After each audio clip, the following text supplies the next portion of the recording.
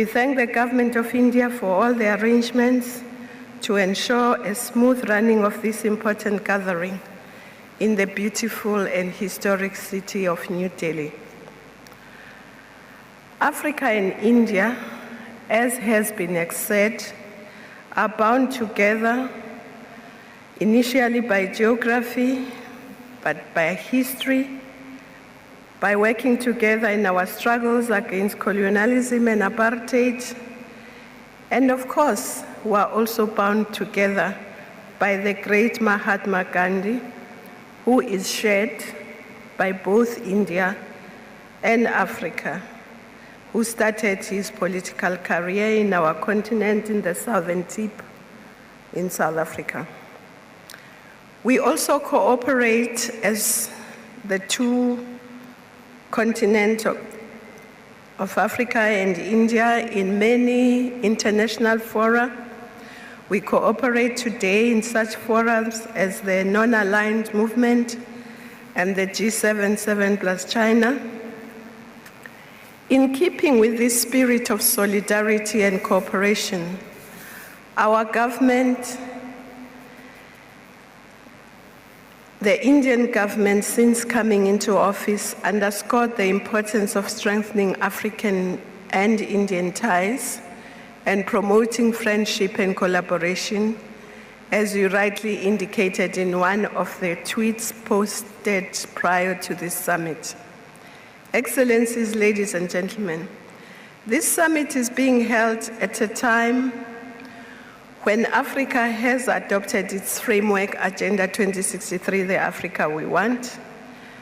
But also 2015 is a landmark year as the world celebrates the 70th anniversary of the United Nations and 20 years since the Beijing Women's Conference. We also do hope that the United Nations will not celebrate many more decades without correcting the historic injustice as been expressed of excluding Africa and India from the Security Council permanent positions. Together, as a global community, we have defined and adopted sustainable development goals so that in the coming 15 years, we decisively deal with poverty, hunger, and underdevelopment. We do hope that there will be similar consensus as we gather later this year in Paris for the Climate Change Conference to tackle yet another global challenge that requires decisive, urgent, and collective action. These global and continental frameworks aim at creating a better world, a world of shared prosperity that protects and looks after the environment, preserves our planet for current and future generations, and a peaceful world with inclusive, democratic, and tolerant societies. We can only create this better world by working together, by building partnerships within a framework of global solidarity, focusing on the needs of our people, especially the poor and the vulnerable. We can only build this world if we build partnerships of mutual respect, benefit, and of win-win situations.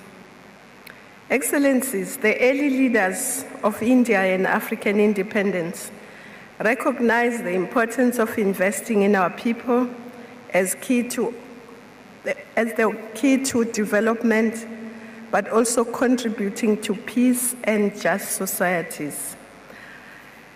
I will quote only three of them. Mahatma Gandhi said, "If we want to create a real peace in this world, we must start educating children." Jomo Kenyatta said, "You and I must work together to develop our country, to get education for our children, to have doctors, to build roads, to improve provide all day-to-day essentials. And lastly, I'll quote Nelson Mandela, who said, "Education is the most powerful weapon you can use to change the world." The African continent and India both have an abundance of people and our precious resource. In Africa, we've made progress in moving towards universal basic education, improving vocational training in our university sector, with an emphasis on greater access to science, engineering, maths, and technology, but lots more needs to be done. This, we believe, is critical to an African skills revolution so that we unlock the potential, energy, creativity, and vitality of our young people to help transform our societies faster. Our skills revolution also recognizes that without educating and empowering girls and women, who constitute half of our population, our progress will be much slower. Under the Africa-India Partnership, we have started a program of building more vocational centers, student exchanges, promoting e-learning, but we need to do more to strengthen and expand these programs. Excellencies, we not only share the commitment to education of our people to improve, but we also share the commitment to improve the health of our populations. A healthy population is critical to community and development, and as a contributor to stronger development. Empowerment for women also mean healthier children, families, and communities. Africa and India should therefore continue to cooperate to support and promote strong public health systems, maternal and child health, and to enhance cooperation to make medicines more accessible, including support to pharmaceutical manufacturing in Africa. We both want to transform our agriculture and agro-processing sectors to eliminate hunger and malnutrition and contribute towards global food security, as well as strengthen cooperation through joint business forum. It is true that agriculture is the basis for development. Africa has abundant land, water, and sun, and therefore through the Common African Agriculture Development Program, we seek to increase investments and productivity in agriculture in addition to developing agro-processing and agribusinesses. It is also true that most of the workforce in agriculture are women. During the year 2015, the year of women's empowerment and development towards Africa, we are working with member states so that women can have access to land rights, to capital, to markets, and technology. So it would assist us a lot if we could work hand in hand with India to indeed consign the handheld road to the museum so as to replace them with tillers and other modern technology, which India is already using.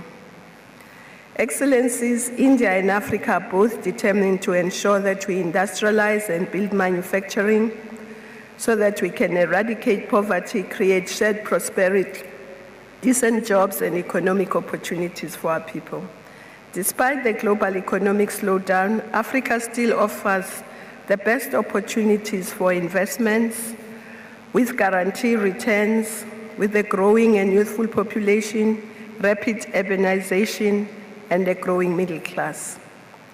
Bilateral trade between Africa and India has grown exponentially, and we could do more in growing investments and creating both multinational and small and medium enterprises in Africa.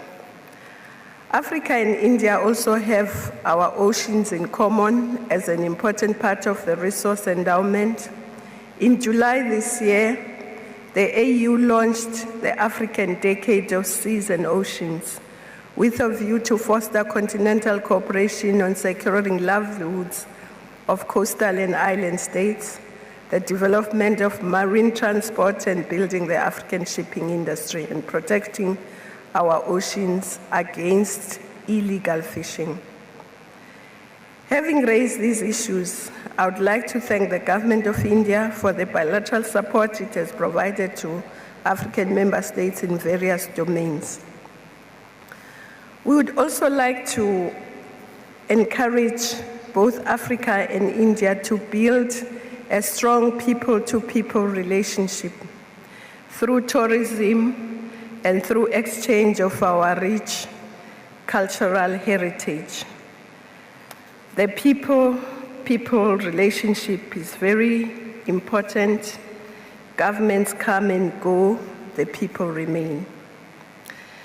Before closing my address, I would like to quote Prime Minister Narendra Modi on one of his tweets posted on the 17th of October 2015. He said, stepping up trade ties, particularly in oil and gas sector, strengthening maritime cooperation, and lifting the overall engagement to a new high will be the main agenda of the summit, unquote. This statement is an indication that there is already a new way of thinking towards bringing in more energy and commitment to this partnership. We look forward to the establishment of the monitoring mechanism to help us review implementation of the areas of cooperation. It is our sincere belief that the outcomes of the Third Africa Summit will animate and reinvigorate the Africa-India strategic partnership. But of course, the success of the summit is as good as the implementation of the documents adopted. I thank you, Dhanyavad, and happy birthday to our sister, the only women president, and many more. Bangladesh government on Sunday dismissed the Islamic State group's claim that it was behind a bomb attack on thousands of Shiite Muslims in the national capital and said